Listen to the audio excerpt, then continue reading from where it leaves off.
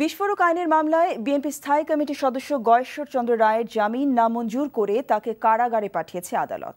দুপুরে মহানগর দায়রা জজ আদালতে আত্মসমর্পণ করে জামিনের আবেদন জানালে আদালত তার জামিন আবেদন নামঞ্জুর করে এই আদেশ দেন। হাসান মাহমুদের রিপোর্ট।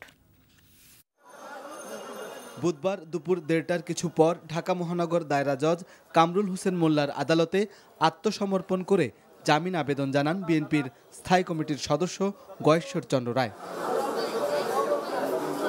উভয় পক্ষের শুনানি শেষে জামিন আবেদন নামঞ্জুর করে তাকে জেল হাজতে পাঠানোর নির্দেশ দেন আদালত। বিজ্ঞ আদালত মনে করেন জামিনের অপব্যবহার করা হয়েছে, সে কারণে তিনি জামিন নামঞ্জুর করেছেন।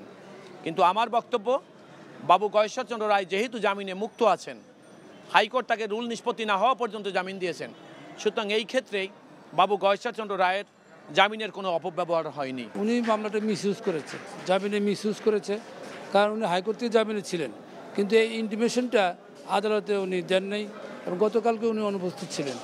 এর আগে মঙ্গলবার গয়েশ্বর চন্দ্র রায় সহ ৩৫ নেতাকর্মীর বিরুদ্ধে গ্রেফতারি পরোয়ানা জারি করে আদালত।